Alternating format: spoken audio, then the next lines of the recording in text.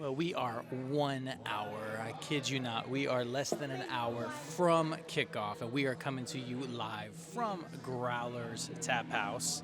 I am joined at the table by my 5-year-old.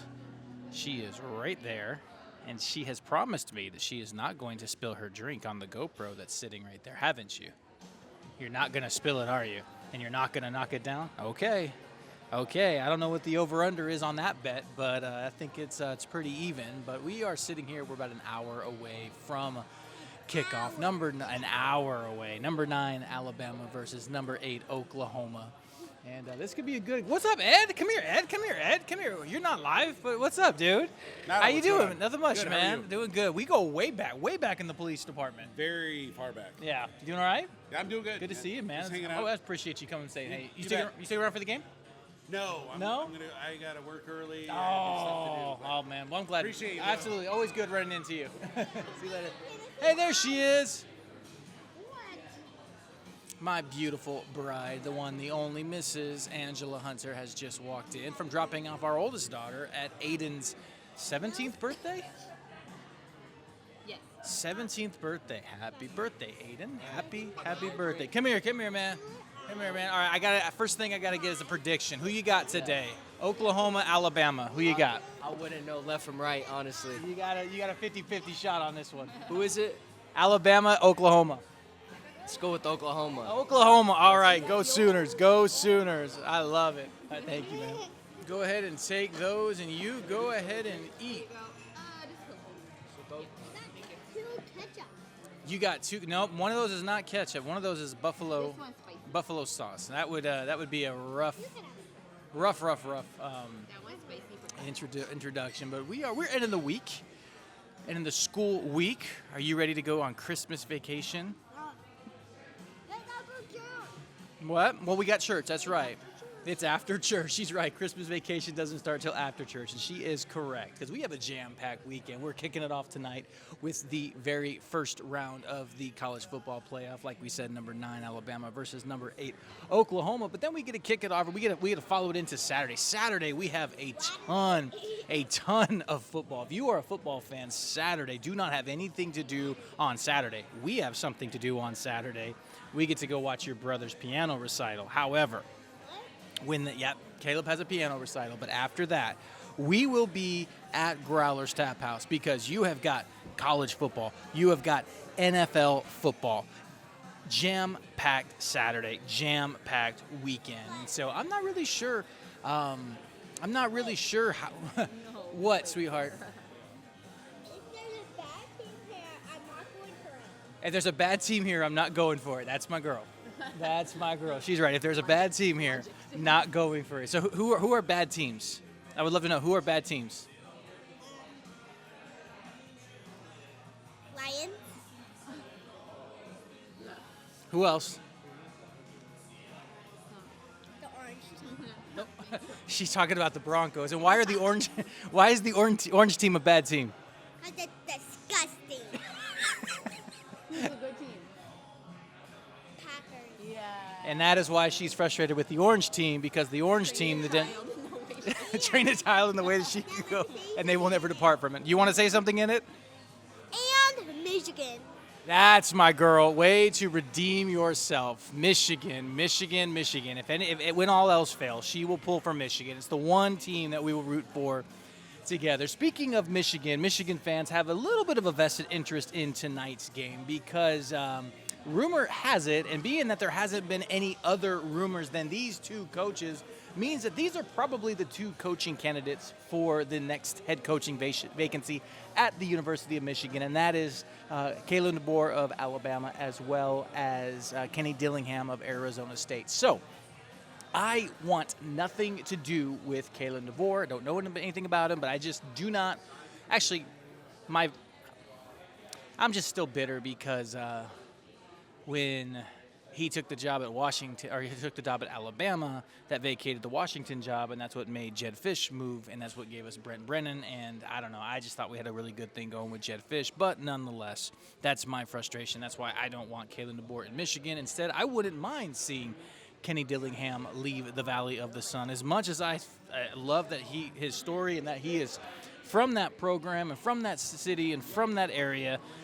Man, what Kenny Dillingham could do with Michigan money would be absolutely insane. So this Michigan fan is pulling hard for, number one, John Gruden. That will always be the pick. I want him for Michigan. If not John Gruden, Kenny Dillingham. And if not Kenny Dillingham, somebody else other than Kalen DeBoer. But as luck would have it, we'll probably end up with Kalen DeBoer. But who is going to be the next head coach at Michigan, I'm not sure.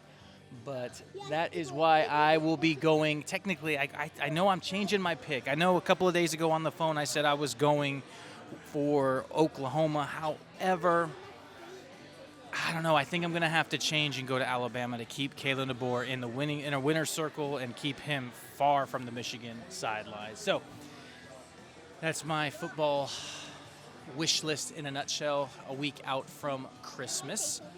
Of course, you can say something in it. What? A long time ago, I drank ranch.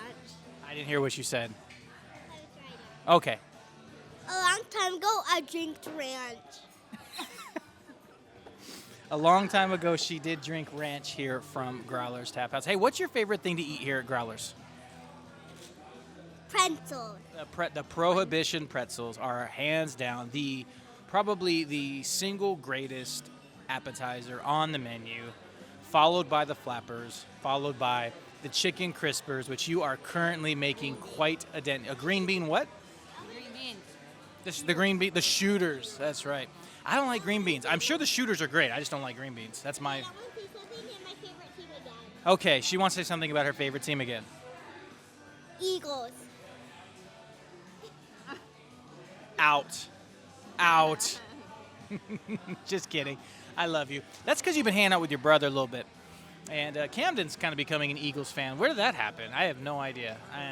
But whatever. Hey, I always say it. I can always find a reason to like a team, and I can even find a reason to like the Philadelphia Eagles. I like Jalen Hurts. I got them tomorrow over the Washington. I can't say it. I won't say it. They are the Redskins. We will always call them the Redskins. They are the Redskins in our house. And I got the Eagles over the Commanders tomorrow. I said Commanders. Can't believe I just did it. I got the Eagles over the Redskins tomorrow. That is the first of two games. Hey, Carolina Grace, the Packers and the Bears. The Packers and the Bears play tomorrow. Who are you picking? Packers. Packers. What's going on, bro?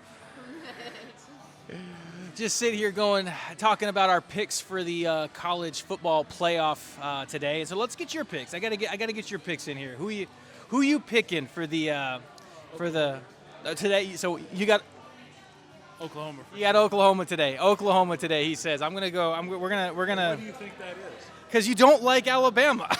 Why do you think that is? I have no idea. Why is that? Because I'm a Notre Dame. I should have known. So here, I'm going to get you in here. So there's a camera right there by your hand, so just kind of FYI. But here, we'll go dual camera here. So now I'm going to run you through the gauntlet here in just a second. I want to know what your full college football playoff picks are. So we're starting tonight. So you're taking Oklahoma.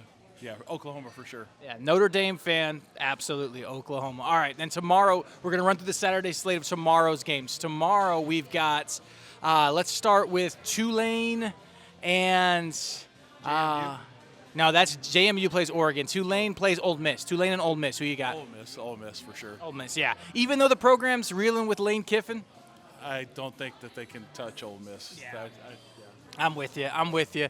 Then JMU and Oregon. Oregon for sure. And then in the Ole Miss game, it was a replay of Game 4 or Game 5 earlier in the season. Yeah, exactly. It's not going to be close. It's not. And then Miami has. Remind me who Miami has. I can't think of it off the top of my head. We may have to look this up. I don't know either. Who does Miami have? You gonna look it up? We gotta look it up. Miami has somebody tomorrow. I should know this. Oh, Texas Tech. Oh, Texas Tech for sure. Yeah. Texas Tech. Yeah. I mean, Without a doubt. okay, here's my question. Now we got a Notre Dame fan. We can talk about this because I ranted about this a little bit earlier. Notre Dame not in the playoff. Give me. What's the committee thinking? I think the biggest issue is Game 1 for Notre Dame and Miami beat them. That's it? That's it. I think that was it. It came down to the head-to-head. Even though Notre Dame in Game 12 was a different team than Miami in Game 12, it doesn't matter. Miami still beat them. Yeah, Yeah. And it's just, in all fairness, kudos to Miami. To be quite honest, I don't think that JMU and Tulane belong in there. And if they weren't in there, then Notre Dame and Alabama could have been in. Yeah. Why would you put a AAA team championship in the playoffs where there are the Alabamas of the world, the Oklahomas of the world, the Ohio States of the world? They don't belong in the same league. It's not the same thing. No. Have you seen JMU's schedule? Have you seen who they play? Appalachia State. Yeah, Troy, Marshall. Oh, yeah, he's talking about high school. Yeah, they're pretty much playing high school teams. Notre Dame should be in this all day, every day. JMU, I love what JMU did. And I misspoke. I shouldn't make fun of them that way because it's a great program. They're a great team. It's just not at that level. It's not at Ohio State level. It's not at Texas Tech level. It's not A&M level. And they're going to get destroyed. I don't even think it's going to be close, unfortunately. I mean, they might. There's always that chance, It's. There's always a chance, but I think we're going to witness a slaughter. If they did make it, say they win tomorrow, I am a JMU fan. I'm telling you, bro. If they win tomorrow, honestly, they beat Ole Miss. I'm a JMU fan for the rest of my life. Same here. So my arm's about to die, but I gotta pick this up. So I'm gonna move this camera over there. We're gonna keep talking here. All right. So college football playoffs. We're about a half hour from kickoff, and we were going through the picks. And again, I think you and I pretty much are falling the same way. The reason I'm pulling for no, I take that back. We're falling the same way on all the Saturday games, but tonight I'm actually pulling for Alabama. Here's why. I don't want Kalen DeBoer anywhere near the University of Michigan. Anywhere near. So if he keeps winning, he'll stay there. Who I do want to see go to the University of Michigan is Mr. Kenny Dillingham. Do you think Kenny Dillingham has any shot? Do you think that talk of Dillingham to Michigan is serious, or is it just, what do you think? You can't discount that. I wouldn't know. I mean, if they're talking about it, there has to be some part of this has to be truth. You can't just make stuff up like that, right? Is ASU going to be happy? No. I'm a graduate of ASU. I would not be happy if he. But what a cool thing, though! If he makes it, good on him. Absolutely. He's being recognized for the great coach that he really is. I'm like, yeah, bro. So it would hurt my feelings because I'm ASU, but. I'm saying it now. I'm predicting it now. Dillingham to Michigan. Sam Leavitt transfers to Michigan. I'm calling it right now because I think Bryce Underwood's going to leave. He was a Sharon Moore guy. With everything that's going on with Sharon Moore, I think Underwood's going to hit the transfer portal. There's going to be hundreds of jobs that are going to pop up. I think he's going to jump into one of them, and that's going to open the door for Sam Leavitt, who came from Michigan State to Arizona State, and then he's going to follow Dillingham and go back to Michigan, and I'm pulling so hard for that. And I'm with you. I really fell in love with ASU this year, and as much as it would frustrate me and hurt to watch Dillingham leave, man, that would be awesome to see him. Well, it would be great for him and his family. I mean, you got to think about more than just, ASU. There's lots of great coaches out there. There are some monster high school football coaches out there that would love to move up in Arizona. Absolutely. Look at Chandler. Look at in East Mesa, there's probably 5 or 6 different monster schools in East Mesa that their coaches could easily move up to fill a position at ASU.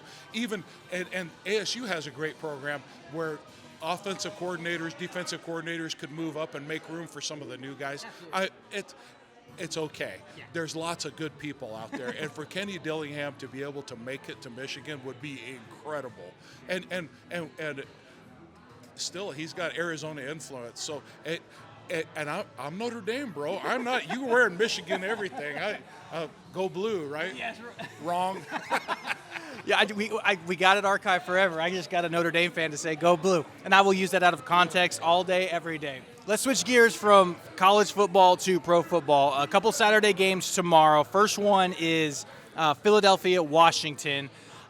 Washington pretty much out of the playoff race if they're not out completely. Philadelphia really kind of having a down year, but who you got tomorrow? I'm Philadelphia. Yeah, definitely Philadelphia. You think they can turn it around? Yeah, I think so. I think there's 2 games left. 3 games left. No. Yeah, 3 games. 3 games left. I think they can. I think they can. They'll be in the playoffs. They're in it. I'm pretty sure Philadelphia is. Yeah. And then Green Bay, Chicago. Green Bay. As much as I'd love to see Chicago win, and it's in Chicago, right? Mm-hmm. It's in Chicago. I still don't think that it's going to be a Green Bay game. I'm picking Green Bay. Same here. Go Pack, go. I'm on Green Bay. I got to get your opinion on yesterday's game. Did you watch yesterday's game, Rams Seahawks? I did. It was incredible. And what about the final play of the game? The final play of the game. Who goes for 2? Who goes for 2? Go for the tie, and take your chances on getting a field goal. They laid it all on the line. If they make the 2-point conversion, they win. If they don't, they lose. Who does that? Yeah. That's like a Newt Rockne play. Nobody does that anymore.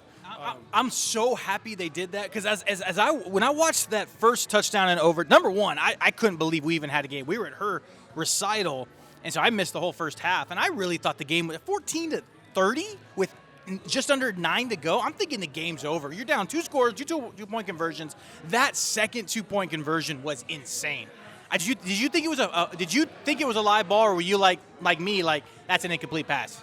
It was an incomplete pass. I don't know how they ruled that a live ball. It should have been 30-28, and a field goal should have won the game before it went into overtime. How did they rule that a live ball? I don't know. Does it have so on a 2-point conversion, do the rules apply like a kickoff return or something like that? If they touch the ball, it's a fumble? I don't know. They were saying it was a backwards pass, and so because it was a backwards pass, that's in essence a fumble, and so it would be a fumble toward the line of scrimmage. Again, I had a similar thought, because isn't that or is that got to be under 2? I think it's under 2 minutes. You have to recover your own. If you fumble it, you have to be the one to recover it. We have the holy roller. Remember that play back in the holy roller changed that so we can't kick the ball. Being that it was 8 minutes, I mean, they basically called it a fumble. It was a fumble forward, and that's what helped him, made it a legal pickup. And everybody's walking away, picks the ball up, and suddenly it's a friggin' 2-point conversion. It's like, what? I know. I couldn't believe that. And they kept redoing it. It's like, it's 30-30. Mm-hmm. Wait a minute. Yeah. And do you think for a minute that Sean McVay was thinking, maybe we shouldn't have gotten rid of Cooper Kupp? What? Yeah. There was no offense. I mean, the offense was Puka Nacua looked good, but their offense was gone in the fourth quarter. I mean, Cooper Kupp, we have 2 touchdowns? Two touchdowns? Just another giant tight end. So, and that combination, quarterback to tight end, has been a tried and true combination.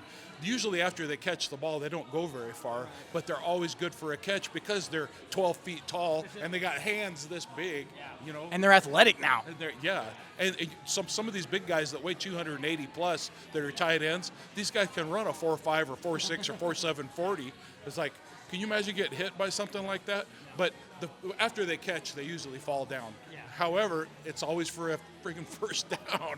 It's always for a first down. Well, all they have to do is fall forward and they get 4 yards because of how tall they are and what their wingspan is. But Ditko was a tight end for the Cowboys. Ditko started that whole thing. Oh yeah, that was awesome.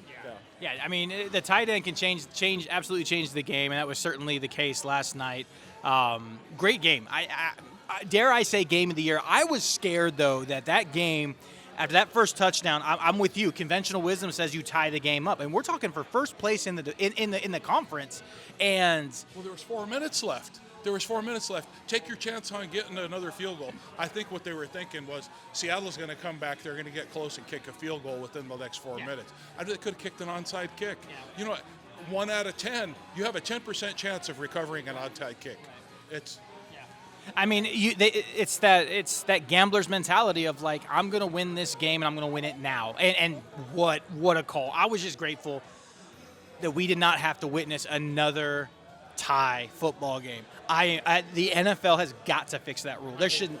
Well, they just fixed the kickoff. Yeah. So fix the tie problem. Yeah, and then we've changed it. It used to be first team to score. We all hated that because it was like they go down, get a field goal. So then they changed it to both teams will get a possession unless the team that gets the possession first scores a touchdown. And we don't like that. So now it's regardless of what happens, you'll get a possession. Let's just fix it. Let's just make it not sudden death. Let's just make it, hey, there's going to be a winner. There's going to be a loser. I mean, bring college football rules. Overtime rules. I would rather have college overtime rules in the NFL than what we have currently because it's horrible. Well, even the old first overtime, second overtime, third. Who cares? I see the problem. It's with network TV on Sundays because you have the morning game, the afternoon game, and then the evening game. Yeah. I can see where that could be a problem where you have a 3-hour game that goes 4 hours. I get it. It's the NFL. So what's more important? Is maybe it's the money, I don't know. So is it advertisers and a schedule, or is it the game? Well, I don't know. I'm a gamer. I'm a fan. I do not want a tie in anything. Is there ties in baseball? No. Is there ties in basketball? No. Is there ties in hockey? No. I mean, yes, but you still get a point. You know what I mean? Right. You still get a point, so it still helps you. But it's like there should never be a tie in the NFL. Ever be a tie. So NFL has to fix that rule. And we're like you said earlier, we're 3 games out from the playoffs. Do you have an early Super Bowl? I shouldn't say early, but end of season Super Bowl prediction. Who you got in the Super Bowl this year? I hate to even fathom a guess. I mean, it would be speculating at best. But I'm a San Diego fan, bro. No, you said it right. San Diego Chargers, man. Bring those unis back. So Chargers, Rams. Ooh, an LA Bowl. Is it in LA this year or is it in Las Vegas? Where is the Super Bowl this year? Look it up. But I tell you what, you heard it. John Salem. I like it. Chargers. Let's get an LA Super Bowl. Why not? Why not an LA Super Bowl? That would be good. Super Bowl 60 this year. The color scheme is purple and blue, but Levi Stadium. So in California, Santa Clara. Hey, why not? Let's just do a California Super Bowl. Why not? You know, my pick at the beginning of the year was Bills, Lions, and Lions they need some help. They need some big time help. I can see the Bills. I mean, especially after their performance the other day, Sunday night. I mean, that was a fun game to watch. That was really a fun game to watch. And it's they're always, the Bills have always been a fourth quarter team. They dominate. I mean, it was really fun to watch that game. I'm with you. I mean, it was looking rough there for the Bills, but like you said, they're kind of finding their stride. When I can't ever come up, I was talking to my cousin about this, and he nailed it. When I can't come up with a Super Bowl pick, I always rely on the Berman, Chris Berman. This is the Super Bowl he always wanted, never got. Bills Niners, and it's like, you know what? It's time for a Bills Niners Super Bowl. So that's my Super Bowl prediction. I got Bills Niners, and I got Buffalo to win the whole thing. So we'll see. It'll probably end up being something completely random. But you know who it won't be? It won't be the Kansas City Chiefs. No, it will not. Philadelphia's still in it. Philadelphia still has a chance. Absolutely. And you know what I mean? I was thinking the 2008-2009 Cardinals. They only won 9 games, and they still made it to the playoffs, and then they won, and then they won again, and then they won again. Next thing you know, they're in the Super Bowl against the Steelers. Against Big Ben. Of course, Big Ben shut them down, but it was still – they were a long shot. I mean, that could still happen to Philadelphia. Yeah, it's not about your regular season record. It's about who's hot and when they get hot. I mean, every year there's always the number one seed. Seems like every year the number one seed loses in the divisional. The Indianapolis Colts and Peyton Manning were notorious for that. For some reason, I have this feeling that's going to be Denver this year. Denver's going to be a one-and-done team. I hope not, because I like Bo Nix. I like the Denver Broncos, but I just got them as a one-and-done team. But that's what makes this fun. That's what makes these games fun. Well, and I have a feeling that that Denver is kind of like the Braves. You know, they do great until they get there, and then they're like Notre Dame. They can never win the big one. You know what I mean? So if Denver, I mean, they're awesome. Denver is just killing everybody. So hopefully they'll be able to do that in the playoffs. I don't know. You know what would help Notre Dame? You know what would help Notre Dame? Getting in a conference. If they're in the ACC, they're the ACC champions this year. I want to see Notre Dame back in a conference. Well, 11 or 12 of the teams that play for Notre Dame are already in the ACC. Every other sport besides football is in the ACC.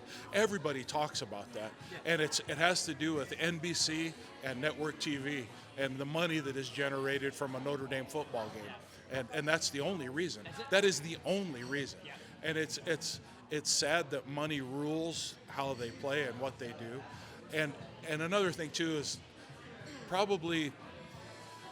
This is just, again, my opinion, but Notre Dame doesn't like to take orders from a conference legislature, so to speak. They just won't. And then they're told what to do. They're told who they're going to play. They're told who they're going to play in a bowl game, whichever bowl it may be. And then if they aren't going to play for whatever reason, then they're fined. I don't know. I don't know what the answer is. I would love to see them in a conference. Join the SEC. Yeah. So really, you want to be competitive? Join the Big Ten. Forget the ACC. Yeah. Join the Big Ten. So the Big Ten and the SEC rule the world, right? So join one of them. Yeah. If they're in either one of those conferences, any of the three conferences you just mentioned, and we'll just throw the Big 12, if they're in any of the Power 4 conferences, A, they're competitive enough, and B, I think they're in the playoff. I really do think that this was, I mean, maybe I'm wrong, but I think it was just kind of a slight to Notre Dame of like, you're not in a conference, and I think that they were held that against them. Well, even looking at objectively, say Miami's schedule versus Notre Dame's schedule, Notre Dame only played 3 big-time teams. Miami played 5. Yeah. You look at some of the schedule. Tennessee had one of the roughest schedules this year of anybody. It's a wonder they could win anything. So how is it that somebody like Alabama, who plays virtually nobody, and so go 12-0, go 9-3, go 8, go 10-2, whatever, you're in just because you're Alabama? Yeah. I mean, I'm not going to be down on Alabama. It's still, you know what? In essence, they're just kids playing football. It doesn't matter what team they play for. Kudos to them for having the courage and the confidence to go and play football. I wish that the NIL didn't exist, because I think that corrupts the whole system. It's bad. But if you look at it at its roots, these are just kids playing football. One thing I do love, and this is just my opinion, but if you go to USC, you have to go to class. If you go to Notre Dame, you have to go to class. If you go to Boston College, you have to go to class. If you go to one of the military academies, you have to go to class, and you have to maintain an average. If you go to Ohio State, you've never been in a class. Yeah, I don't know. That's why they have to make their chant OHIO. They don't know how to spell. Right? That's good, bro. That's good. I never would have thought of something like that. Whatever happened to the academics part of this? So is college football now just nothing but a prep for the NFL? Yes. Yes, it is. Is that all it is? At that level, yes. If you want to see like just college football the way we appreciated it, you got to go down a step. Montana State, the Dakotas. Like, you want to watch some ball? Watch Montana State. Awesome football. But like you said, no, this is really just kind of a prep league for the NFL. That's what college football has become. And so, speaking of college football, though, we are about ready to start. I got to get 2 things from you. One thing is I need your score prediction for tonight. What do you got? 31-28. Good. Yeah. You're Oklahoma. All right. I'm going to invert that. I'm going to go 31-28, but I got Bama. And then White Elephant this Sunday. $12.75 gift limit. You got your White Elephant yet? I do. Do you? Yeah, all right. Keep it under wraps. I do as well. And so we'll put them under the tree. We'll have some fun. For those of you who don't know, we I just said do, but we do. Literally, I watched eyes look at me, but we do church here at Growler's Taphouse Sunday mornings, 9 a.m. And any fun memories from this year? Does anything this year stand out to you? You know, every Sunday is just a blast for me. You know, I live 2 hours away from here. So I make a special trip every weekend just for church in a bar. Every weekend is a fond memory. We've all had some struggles this year, and we've watched people that are our friends overcome their struggles. We just saw another last week. And if it weren't, I promise you, and I know it in my heart, if it weren't for divine interference, those struggles would probably still be ongoing. So the people that have been coming to this, I know have been blessed immensely, and it's just a great thing. And there's just some good people here. A lot of fun. We do things completely different. This is not organized religion. This is the furthest thing from organized religion. We talk about Jesus. We talk about how much we love Jesus. We talk about how much Jesus loves us. We are flawed, we are sinful, and yet the Savior still loves us, and that's what we talk about. That's it. And we all talk about it. It's not one person telling us what they think. We all talk about it. And a lot of times what somebody else needs, God will give to someone like you or give to someone across the room, or we just sit there and we encourage one another. We challenge one another. And dude, I'm utterly honored that you drive 2 hours to come down here. I love hanging out here. I love hanging out here with you. I love that we're sitting here. You know, I know you just came down. We're sitting here on a Friday night. We're gonna watch some ball. We'll probably watch some ball tomorrow. We'll enjoy church on Sunday, and but we're gonna do a little different today or on Sunday. We're part of gathering together as a church should not just be constantly cracking open the Word. We should joke. We should laugh. We should hang out. Church calls it fellowship. We're just gonna call it hanging out, and we're gonna celebrate Christmas a little bit early, doing a white elephant gift, and so. It'll be fun. I'm looking forward to it. But, man, let's get some food. It looks like pretty much everyone's on Oklahoma except one, so it'll be good. But let's get it started, man. Game on. Thank you. Thanks for having me, brother. Thank you. Absolutely.